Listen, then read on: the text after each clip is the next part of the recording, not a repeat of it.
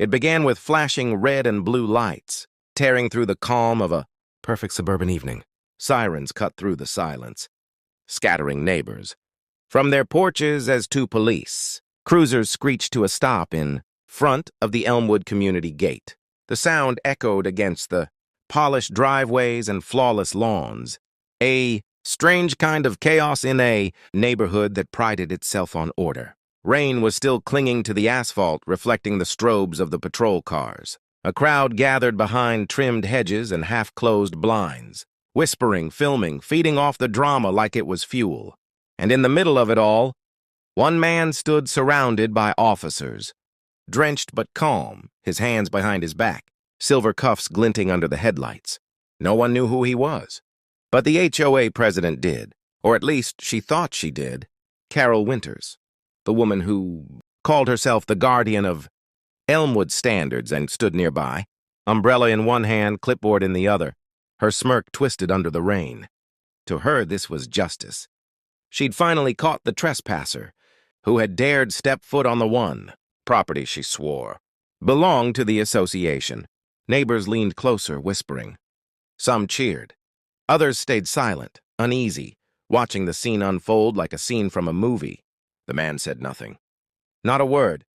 He simply stood there, steady, unshaken, while the officers searched his coat and muttered between themselves.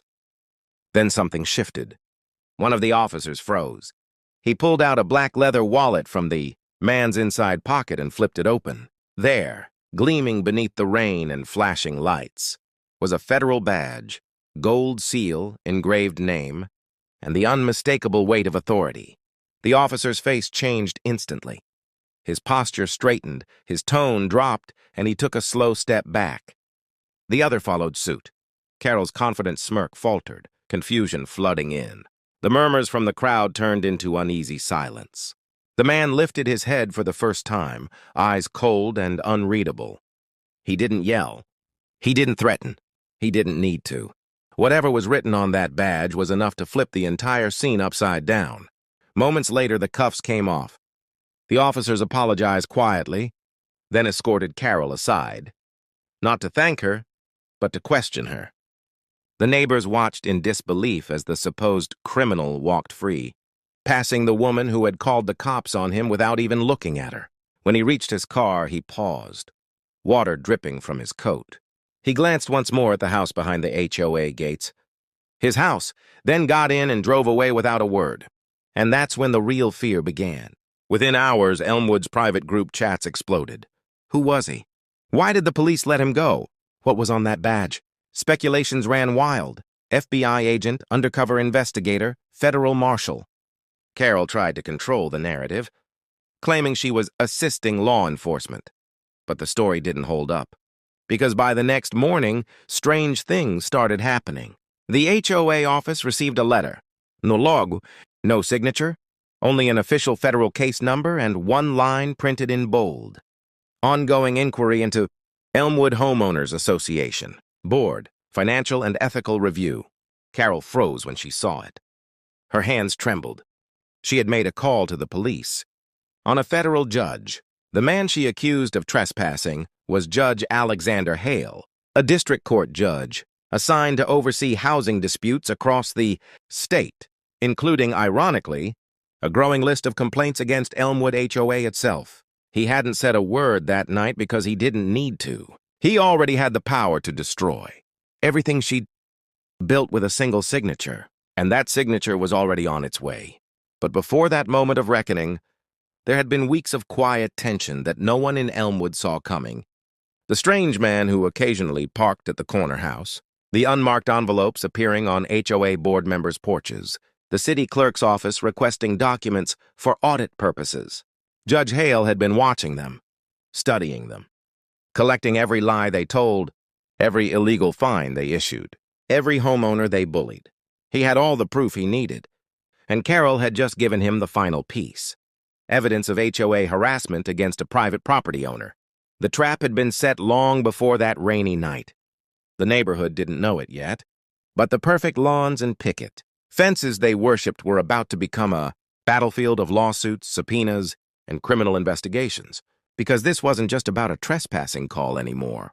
It was about decades of corruption, secret embezzlement, and a president who believed she could weaponize the law until she picked a fight with the man who was the law. And as the rain faded, as police lights finally disappeared down the street, a deep silence fell over Elmwood, the kind of silence that comes before a storm breaks wide open. Judge Hale wasn't done. He was just getting started.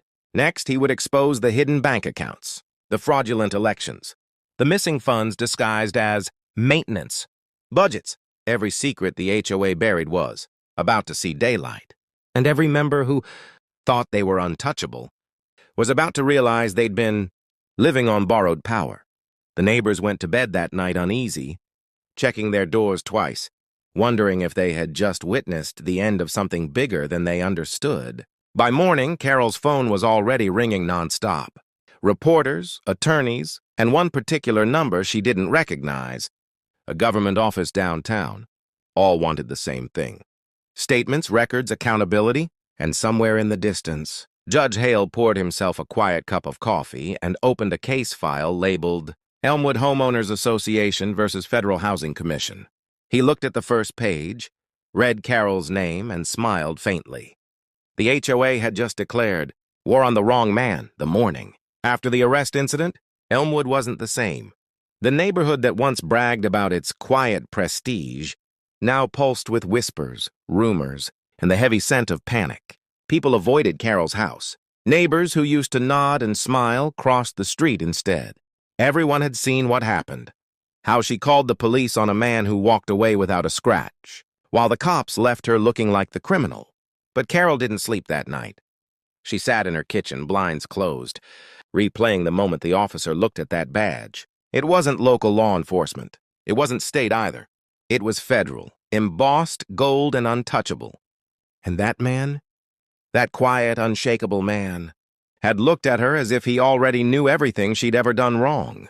By sunrise, Carol was on the phone with the HOA board, desperate, frantic. She told them the man was dangerous, that he had forged a badge, that he was lying about everything.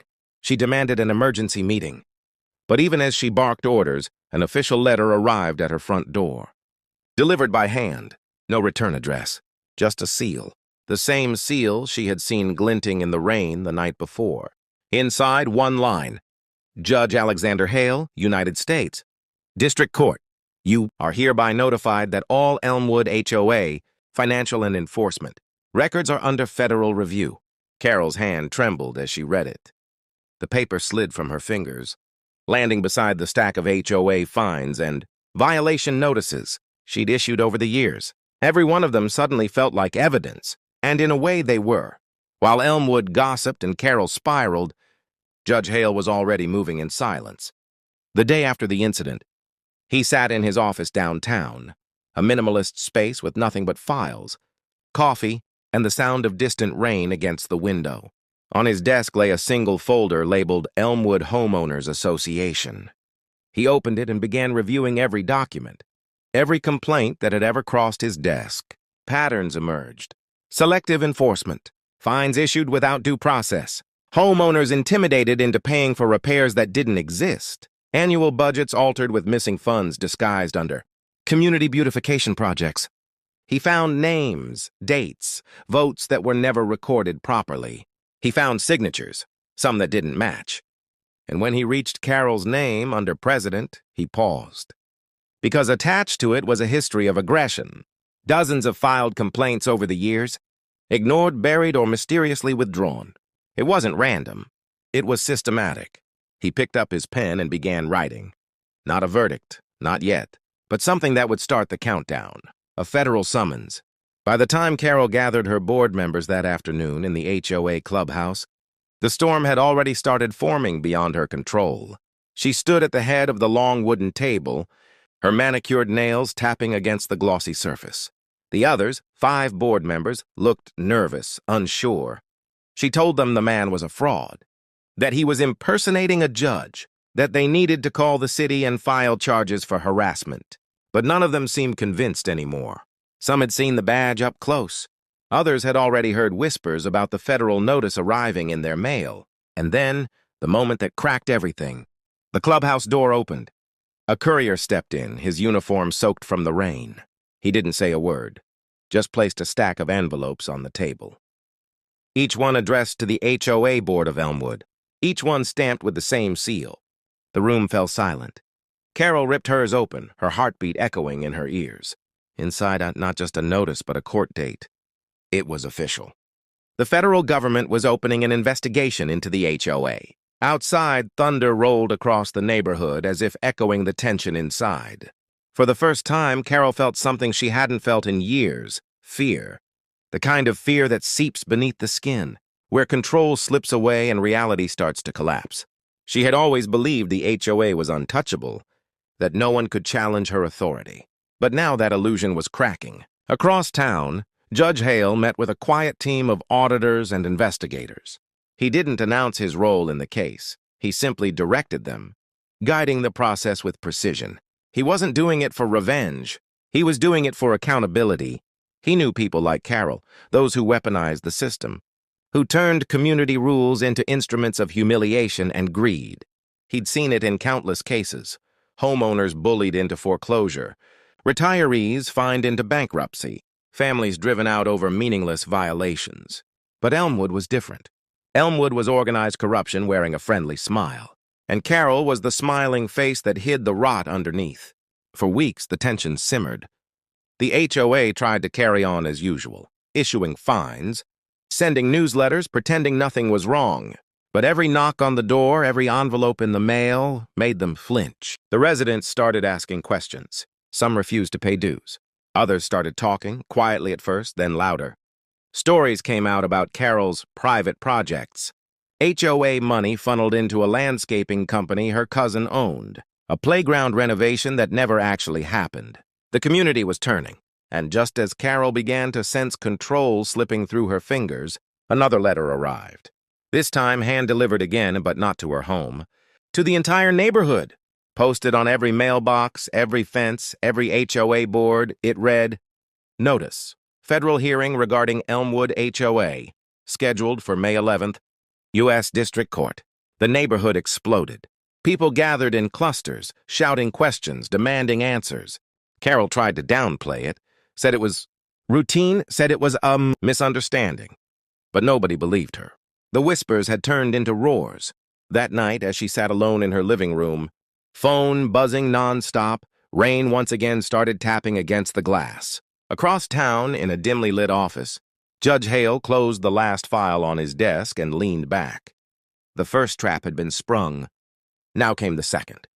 Because this wasn't just about lawsuits anymore, it was about exposure. He had quietly authorized a forensic audit of all HOA accounts for the last decade. Every transaction, every payment, every kickback disguised as community maintenance would be uncovered. By morning, the accountants and federal agents would arrive at the Elmwood HOA office with search warrants in hand. And when that happened, the perfect suburban paradise of Elmwood would finally see what had been festering beneath its flawless lawns all along. As the clock ticked toward midnight, thunder cracked again in the distance, a low, warning growl that shook the glass. The trap was set. And in the morning it would spring. The storm that night refused to end. Lightning flashed behind the Elmwood gates, illuminating rows of perfect houses that suddenly felt like facades, painted, fronts hiding secrets, ready to burst into the open. By dawn, the rain had stopped.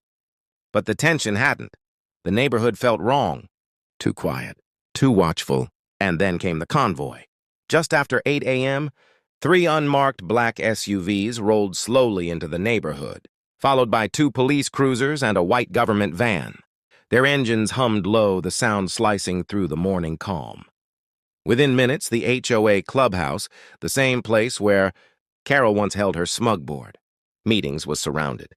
Residents peeked from behind curtains. Cell phones recorded. Dogs barked. Nobody understood what was happening, but everyone could feel it was something big. Agents stepped out, crisp suits and federal jackets glinting in the light.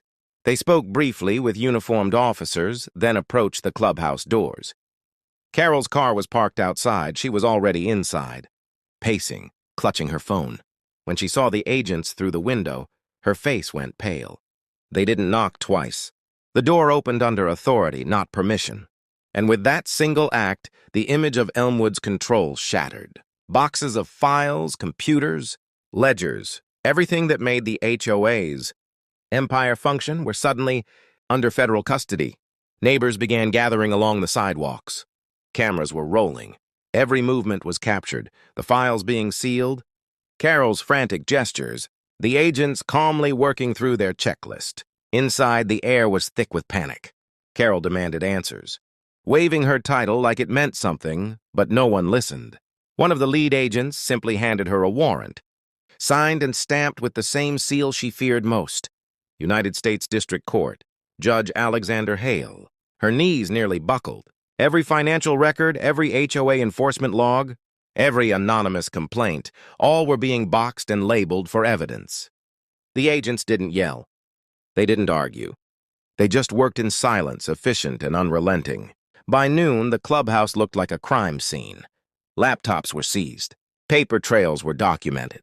The HOA's decades of hidden management were suddenly very, very visible. Outside, residents whispered among themselves. Some smiled. Others were nervous.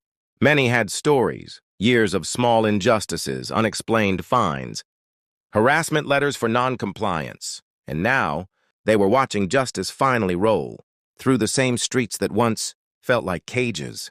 Carol tried calling lawyers, but none picked up. The firm that once defended the HOA in civil disputes had already received a warning. Conflict of interest, federal case in progress. As she watched the agent seal another box labeled Financial Transactions 2015-2023, she realized the scope of it. It wasn't just about her calling the police on a judge.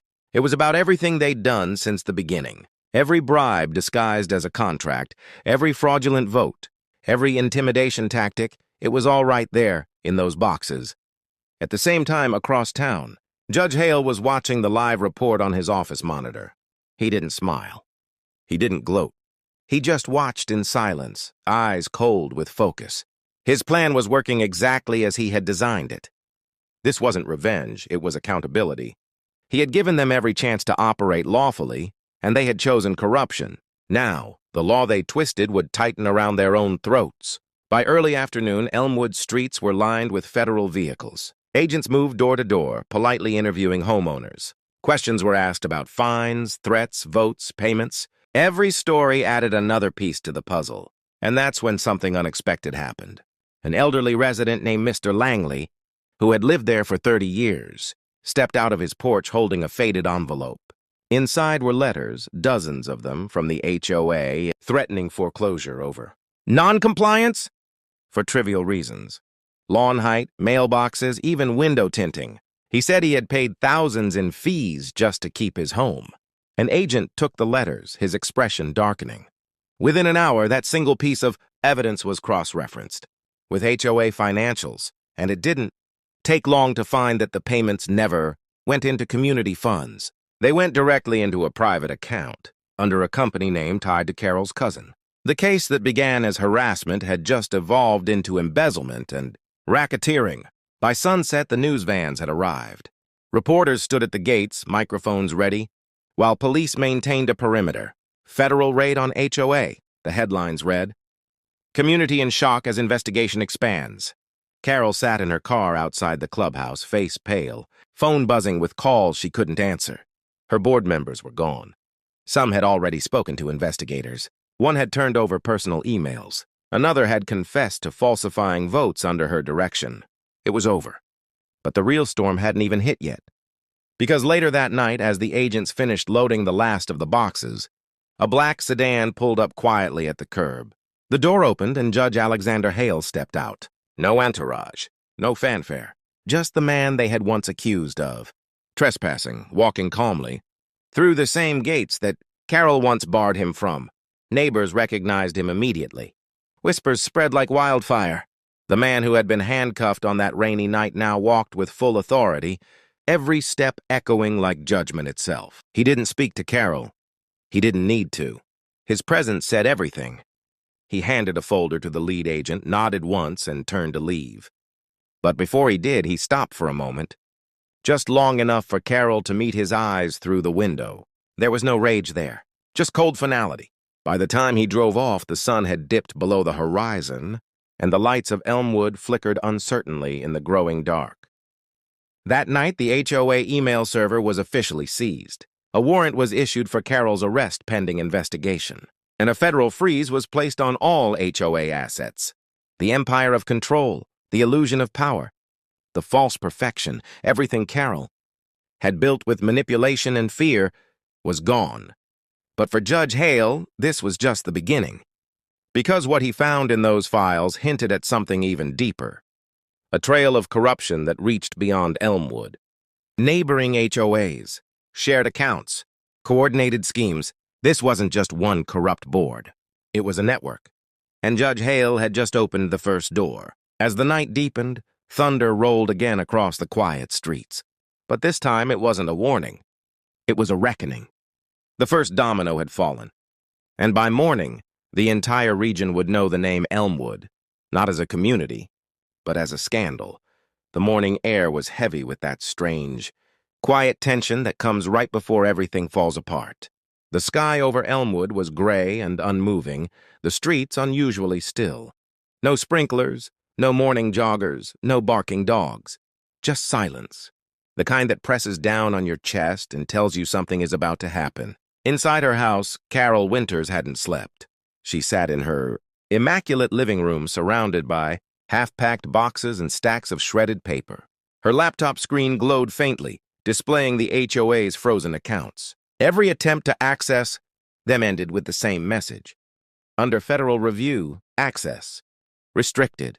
She had spent the entire night calling lawyers, city officials, even friends in local government. No one would pick up. No one wanted to be associated with her anymore. What used to be power, her name, her title, her control had turned into poison overnight. And then, just after dawn, came the knock. It was soft at first. 2 sharp taps on the front door. Carol froze. Her coffee cup trembled in her hand, spilling across her paperwork. She didn't need to open it to know who was standing outside. Another knock, firmer, then a voice, clear, official, final. She hesitated. Her reflection stared back at her from the darkened glass of the window. Hair disheveled, eyes hollow, the perfect image of control replaced by panic. When she finally opened the door, 2 federal agents stood there, flanked by a uniformed officer. One of them read from a document. Calm, direct, procedural. Words like embezzlement, obstruction, harassment of a federal officer echoed through the quiet street. By the time they stepped forward with the handcuffs, the neighbors had already started to gather. Curtains moved. Phones lifted.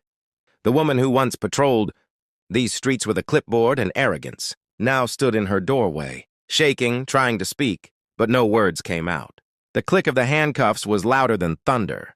The agents guided her down the porch steps while cameras flashed. Some neighbors watched in disbelief. Others, the ones who had been fined, bullied, threatened, watched with quiet satisfaction. They didn't cheer. They didn't gloat. They just finally exhaled. The Queen of Elmwood had fallen. As the cruiser door shut behind her, the neighborhood seemed to wake up from a long, collective nightmare. The iron grip that had ruled them for years was gone, replaced by uncertainty, but also something they hadn't felt in a long time, relief. News spread fast. By noon, Elmwood HOA scandal was trending statewide. News anchors stood outside, the gates describing years of alleged financial abuse and misconduct. Clips of Carol's arrest circulated online. Her picture, once featured on the community newsletter, was now on every news broadcast in the county. But while the public saw the spectacle, Judge Hale saw something else, unfinished work. From his office, he watched the footage without emotion. The arrest was necessary, but it wasn't the end. The deeper investigation was still unfolding. Inside those seized files were contracts linking Elmwood's funds to at least 3 other neighborhood associations, all run by the same consulting company. A company registered under the name of Carol's cousin, using fake bids and inflated invoices to siphon millions in maintenance fees. The corruption stretched far wider than anyone imagined, and as the federal investigators dug deeper, they uncovered more. Falsified legal threats sent to residents who questioned fees, property lines filed without proper authority, and evidence of bribes paid to local inspectors to overlook violations on certain favored properties, ones owned by board members. Elmwood wasn't just corrupt. It was part of a web. By evening, agents were already visiting other communities. Search warrants were executed simultaneously across neighboring HOAs. The headlines multiplied. Regional HOA fraud ring under federal investigation. Meanwhile, in her holding cell, Carol sat alone. Her perfect composure was gone. She wasn't the president of anything now, just another defendant. Her lawyer, when he finally appeared, could barely meet her eyes. The evidence was overwhelming. Her emails, her signatures, her bank transfers, all tied directly to the crimes she had denied for years. But the final blow came quietly. As she waited for processing, one of the officers handed her an envelope. Inside was a single sheet of paper printed neatly, bearing the seal she had come to dread. United States District Court, preliminary hearing. Assigned, Honorary Judge Alexander Hale. Her breath caught in her throat. Of all the judges in the state, it had to be him, the man she had called the police on, the man she tried to humiliate in front of her neighbors, the man she had accused of trespassing on his own property. It wasn't coincidence. It was poetic justice written in law. The same man she tried to destroy now held the power to decide her fate. Over the next few days, the fallout spread like wildfire. The HOA was dissolved under federal order. Its remaining board members resigned in disgrace. The clubhouse was sealed, its once proud emblem removed from the gates. Residents began receiving restitution letters. The fines they had been forced to pay were being refunded. Their records were cleared. For the first time in years, the people of Elmwood were free. No more inspections. No more threats, no more fear of violations. And yet, the victory didn't feel like celebration. It felt like awakening. Like the fog that had covered their community was finally lifting, revealing how deep the damage had gone. That week, Judge Hale drove quietly back through Elmwood. The houses were calm again, but the scars remained. He didn't stop. He didn't look for recognition. To him, this wasn't personal anymore. It was duty, the enforcement of a principle that no one, not even a suburban tyrant hiding behind HOA rules, was above the law. But the case wasn't over. Because within those files, investigators found something even darker. Correspondence with a private law firm that had been quietly helping. HOAs across the region hide illegal activity for years. False documents, manipulated legal threats, ghost accounts. The corruption didn't end with Elmwood. It began there. And as Judge Hale reviewed the new evidence in his office that night, he realized the next step was going to be even bigger. He wasn't just shutting down a corrupt HOA, he was about to dismantle an entire system that profited off control, greed, and fear. Outside, the sky broke open with thunder again, the sound of another storm rolling in. But this time it wasn't over Elmwood. It was spreading. The courthouse was silent, save for the low hum of reporters gathering outside, their cameras aimed at the heavy oak doors that guarded the most anticipated trial in the state. A storm brewed on the horizon, thick gray clouds rolling like waves of consequence. Inside, the marble floors gleamed under pale light, echoing each cautious footstep that led toward Courtroom 3B, the chamber that would decide the fate of Carol Winters and the empire she had built on fear. The air inside was heavy with tension. The benches were full. Former Elmwood residents, victims of her fines and threats, sat shoulder to shoulder. Some wore quiet smiles. Others only stared ahead, solemn, waiting for justice to unfold. At the front, under the seal of the United States, sat Judge Alexander Hale. His presence was calm, deliberate, and unshakable. He was not the man Carol once called a troublesome resident. He was the embodiment of law now, of structure, balance, and consequence. His gaze was cool, steady, as he reviewed the files stacked neatly before him. Every document, every statement, every fraudulent record had been traced back to her hands. At exactly 9 o'clock, the courtroom doors opened. Carol Winters stepped inside, escorted by marshals. Her once perfect image, the manicured nails, the tailored suits, the confident posture, was gone. Now she looked smaller, draped in a gray suit borrowed from her attorney, her hair tied back without care. But her eyes still flickered with defiance, as if she believed there might be one final move left to play. Reporters craned their necks. Cameras clicked. The woman who had ruled Elmwood with a smirk was now just another defendant standing before the bench. When the clerk called her case, the weight of it filled the room. United States versus Carol Winters, charges of embezzlement, fraud, obstruction of justice, falsification of federal documents, and harassment under the color of authority. Her lawyer rose, trembling slightly as he spoke. He requested leniency, painting Carol as a well-meaning administrator who became overwhelmed by bureaucratic complexity. But the words fell flat. They didn't match the mountain of evidence displayed on the screen: falsified invoices, bank transfers to personal accounts, audio recordings of her threats against residents, and emails discussing how to handle uncooperative homeowners.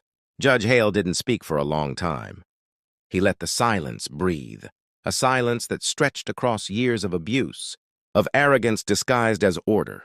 When he finally did speak, his tone was low, deliberate, and unyielding. He recited the facts like cold steel: how Carol had collected illegal fines, how she had forged signatures, how she had silenced whistleblowers, and how she had turned the HOA, a system meant to protect, into her personal empire of fear. He described how she used power not as a tool, but as a weapon. Each word struck like a hammer. And when he read the statement from one of the residents, an elderly man who had been forced to sell his house after she fined him into bankruptcy, even Carol's composure broke. Her hands trembled. For the first time, she lowered her head. But the trial wasn't just about her. As the prosecution presented its evidence, it became clear that Elmwood was the centerpiece of a much larger network, a regional scheme stretching across multiple counties. The law firm that represented Elmwood had been running identical operations across dozens of neighborhoods, charging residents bogus fees, filing fake liens, and funneling millions into offshore accounts. Carol had been their most effective operative, rewarded handsomely for her obedience. Judge Hale leaned forward. He didn't need to raise his voice. "Your actions," he said, "were not the result of confusion. They were deliberate. You built a kingdom on fear, and you called it community. You disguised theft as policy, cruelty as leadership, and personal gain as order. You treated the law as a tool for your convenience. And that is something this court cannot and will not tolerate." The courtroom was still. Not even the sound of breathing could be heard. Carol's lawyer tried to interject, but it was over. The prosecution revealed one last piece of evidence: a signed memo from Carol authorizing the illegal freezing of property titles of homeowners who complained to the city, including Judge Hale himself. It was the final nail. Her face went pale. That act, more than any other, had turned her ambition into crime. When the judge struck the gavel, the sound carried like thunder. Carol Winters was found guilty on all counts. As the verdict was read, some residents began to cry quietly, not out of joy but out of closure. Years of humiliation, fear, and silence now met with justice. But Hale wasn't finished. He ordered a full federal audit of every HOA connected to Carol's operations, ensuring that every dollar, every fraudulent lien, and every manipulated property record would be reviewed. The court mandated the immediate creation of an independent homeowner protection bureau, a watchdog designed to prevent future abuse.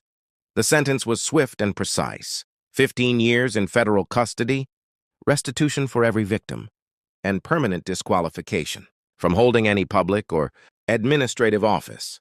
As Carol was led away, she glanced back once at the man who had undone her empire. Their eyes met for a brief second.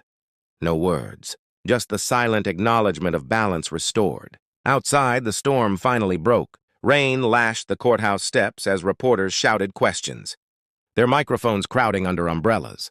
The headlines would write themselves: HOA queen sentenced, judge she targeted delivers justice. Inside, Judge Hale removed his robe slowly. To him, it wasn't victory. It was duty fulfilled. Justice wasn't about vengeance. It was about balance. And for the first time in years, that balance had returned to Elmwood and beyond. But as he walked down the empty corridor, an aide caught up with him, holding a sealed folder. "Sir," she said quietly, "there's something else. The investigation into the law firm. It's bigger than we thought. They've been targeting developments nationwide. We found offshore accounts linked to several federal contractors. Hale took the folder. He didn't open it right away. He just stared out at the rain, watching the reflection of the courthouse lights ripple in the puddles. The battle was over, but the war against corruption, the real one, was just beginning. He turned away from the window, the faintest shadow of resolve in his eyes. "This," he said quietly, "isn't over." And as thunder rolled across the sky, the courthouse lights flickered once, the echo of power shifting hands, from corruption back to justice. The weeks following, the trial felt like the long exhale of a town that had been holding its breath for years. Elmwood, once the symbol of control and fear, was now stripped bare, its gates open, its offices sealed under federal investigation, its once proud signs taken down one by one. The neighborhood that had thrived on intimidation was now eerily quiet. But beneath that silence, something new was beginning to grow, something that felt like freedom. Judge Alexander Hale had returned to his home on the edge of Elmwood, the very property that started it all. The grass was overgrown, the mailbox still bore the scratches from when the HOA sent repeated fines taped to it, and the driveway was lined with yellow, leaves from the oak trees he had once been told to remove. Yet now it all looked beautiful, imperfect, real, and finally his again. The trial had made national headlines.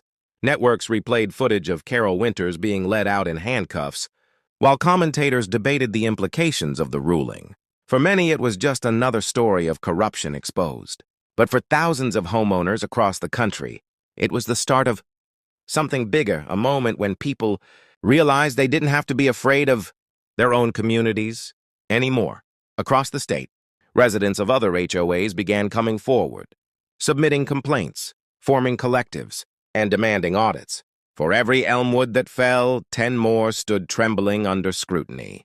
The Department of Justice, under Hale's urging, established the Homeowner Rights Protection Division, a new branch aimed at regulating private, residential authorities and preventing abuses of power.